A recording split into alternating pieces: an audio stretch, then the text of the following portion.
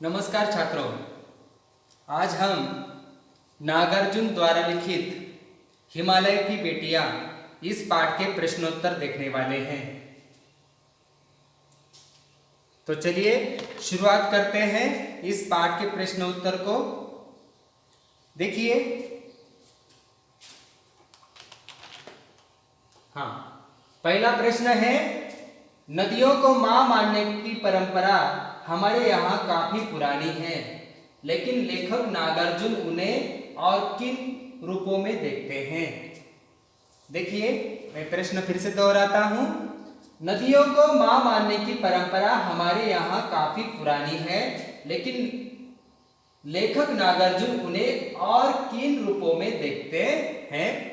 इसका उत्तर है, नदियों को मां मानने की परंपरा भारतीय संस्कृति में अत्यंत पुरानी है। नदियों को मां का स्वरूप माना गया है। नदियां अपने जल से मां के समान हमारा पालन पोषण करती है, हमारे खेतों को सींचती है, लेकिन लेखक नागार्जुन ने उन्हें बेटी, प्रेयसी व बहन के रूपों में भी देखते हैं। देखिए, सवाल है, प्रश्न है कि नदियों को मां मानने की परंपरा हमारे यहाँ काफी पुरानी है, लेकिन लेखक नागार्जुन उन्हें और किन रूपों में देखते हैं। देखिए, और इसका आंसर है, नदियों को मां मानने की परंपरा भारतीय संस्कृति में अत्यंत पुरानी है। नदियों को मां का स्वरूप माना गया है। नदियां अपने जल से मां के समान हमारा पालन पोषण करती है, हमारे खेतों को सींचती है, लेकिन लेखक नागार्जुन ने उन्हें बेटी, प्रेयसी व बहन के रूपों में भी देखा है। समझ में आया इस प्रश्न का उत्तर आपको? ठीक है, चलो दूसरे प्रश्न की ओर रुख करते हैं। सिंधु और ब्रह्मपुत्र की क्या विशेषताएं बताई गई हैं? सिंधु और ब्रह्मपुत्र की क्या विशेषताएं बताई गई है? इस पाठ में लेखक ने सिंधु और ब्रह्मपुत्र, ये जो नदियां हैं, इनकी क्या विशेषताएं बताई है। देखिए उसका उत्तर, सिंधु और ब्रह्मपुत्र हिमालय की दो ऐसी नदियां हैं जिन्हें ऐतिहासिकता एवं महत्व के आधार पर पुल्लिंग रूप में नद भी कहा गया है। इन्हीं दो नदियों में सारी नदियों का संगम भी होता है।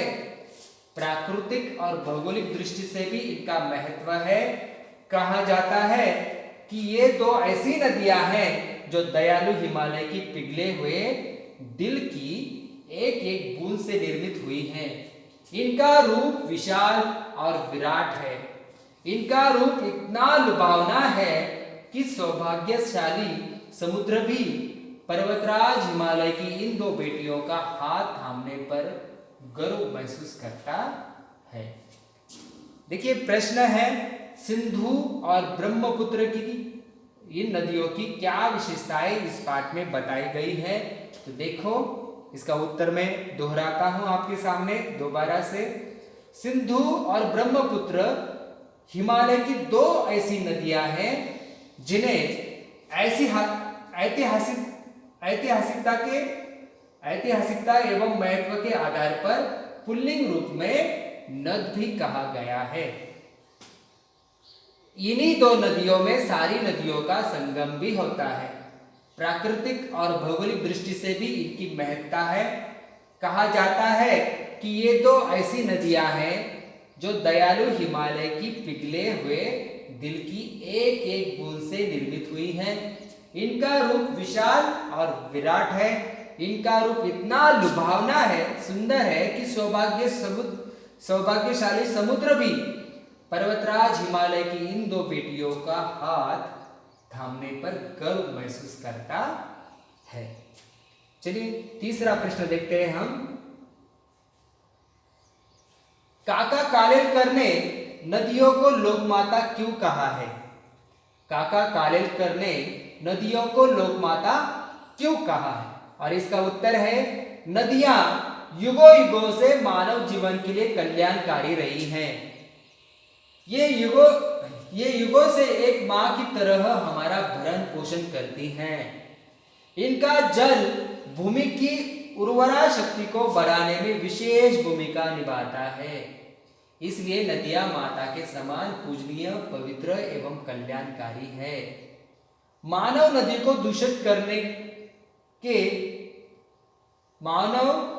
दूषित करने में कोई कसर नहीं छोड़ता, परंतु इसके बावजूद भी अपार दुख, गंदगी, अवहेलना सहकर भी हमारा कल्याण उसी प्रकार करती है जैसे अपने नालायक पुत्र का कल्याण मां चाहती है। अतः काका कालेलकर ने नदियों को मां के समान विशेषताओं के कारण उन्हें लोक माता का दर्जा दिया है। तो देखो, माँ को अपना बेटा कैसा भी हो, अच्छा कर्म करने वाला हो, बुरा कर्म करने वाला हो, कैसा भी हो, लेकिन माँ हर समस्या में, हर कठिनाई में अपने बेटे का साथ देती है, अपने बेटे का लालन पोषण करती है। तो उसी प्रकार नदियां भी, हम उन्हें कितना भी दूषित करें, हम उनको कितना भी नुकसान क्यों ना पहुंचाए, लेकिन वो हमारा, आप सभी का, हमारा, पूरी दुनिया का वो भरण पोषण करती है। तो इसलिए काका कालेलकर ने नदियों को लोक माता कहा है। ठीक है, समझ में आ गया आपको? चलो चौथे प्रश्न की ओर रुख करते हैं। प्रश्न है, हिमालय की यात्रा में लेखक ने किन किन की प्रशंसा की है? हिमालय की यात्रा में लेखक ने किन किन की प्रशंसा की है? तो इसका उत्तर है, हिमालय की यात्रा में लेखक ने हिमालय की अनुपम छटा की, नदियों की अटखेलियों की, बर्फ से ढकी पहाड़ियों की, पेड़ पौधों से भरी घाटियों की, देवदार, चीड़, सरो, चिनार, सफेदा, कैल से भरे जंगलों की प्रशंसा की है। देखिए चौथा प्रश्न फिर से मैं दोहराता हूं, हिमालय की यात्रा में लेखक ने किन किन की प्रशंसा की है? तो हिमालय की यात्रा में लेखक ने हिमालय की अनुपम छटा की, यानी अनुपम सुंदरता की, नदियों की अटखेलियों की, शरारतों की, बर्फ से ढकी पहाड़ियों की, पेड़ पौधों से भरी घाटियों की, देवदार, चीड़, सरो, चिनार, सफेदा, कैर से भरे जंगलों की प्रशंसा की है। तो देखिए, समझ पाए आप चौथा प्रश्न? पांचवा प्रश्न देखेंगे हम। यह लेख 1947 में लिखा गया था, तब से हिमालय से निकलने वाली नदियों में क्या क्या बदलाव आए हैं? क्या प्रश्न है कि यह लेख 1947 में लिखा गया था, तब से हिमालय से निकलने वाली नदियों में क्या क्या बदलाव आए हैं? क्या क्या बदलाव आए हैं? देखिए, हिमालय से निकलने वाली नदियां अब अपनी पवित्रता और मूल स्वरूप को प्रदूषण के कारण खो चुकी हैं। क्या है? हिमालय से निकलने वाली नदियां अब अपनी पवित्रता और मूल रूप को प्रदूषण के कारण खो चुकी है। मैदानी क्षेत्रों में आते आते शहरों की गंदगी इस हद तक मिट जाती है कि स्वच्छता का नामो निशान मिट जाता है। गंगा, यमुना जैसी नदियां इसका ज्वलंत उदाहरण है। देखिए, अब ये जो लेख है ये 1947 में लिखा गया था, तब से जो हिमालय से निकलती है नदियां, उनमें क्या क्या बदलाव आया है यहाँ पर बताया गया है कि हिमालय से निकलने वाली नदियां अब अपनी पवित्रता और मूल रूप को प्रदूषण के कारण खो चुकी है। मैदानी क्षेत्रों में आते आते शहरों की गंदगी इस हद तक मिल जाती है कि स्वच्छता का नामो निशान मिट जाता है। गंगा, यमुना जैसी नदियां इसका ज्वलंत उदाहरण है। आप भी देखते हैं, टीवी पर भी देखते हैं, समाचार में भी पढ़ते हैं आप, और आपके आस पड़ोस में जो नदी होगी उसका भी आप उदाहरण ले सकते हैं कि किस प्रकार नदियों में क्या आ गया है, काफी बदलाव आ गया है उनके स्वरूप में, उनकी पवित्रता में काफी बदलाव आया है। चलो छठे प्रश्न की ओर रुख करते हैं। अपने संस्कृत शिक्षक से पूछिए कि कालिदास ने हिमालय को देवात्मा क्यों कहा है। अपने संस्कृत शिक्षक से पूछिए कि कालिदास ने हिमालय को देवात्मा क्यों कहा है। तो इस पाठ में कालिदास ने हिमालय को देवता क्यों कहा है, देवात्मा क्यों कहा है। देखिए इसका उत्तर है हिमालय ने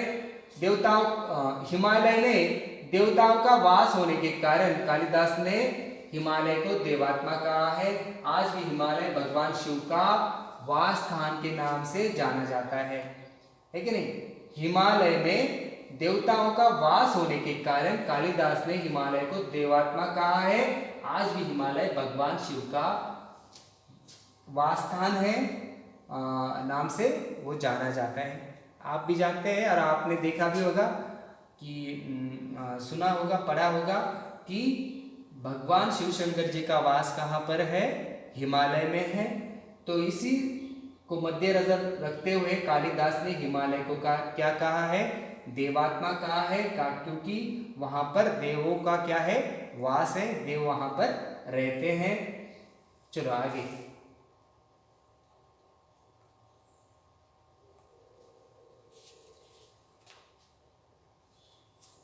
हाँ, भाषा की बात।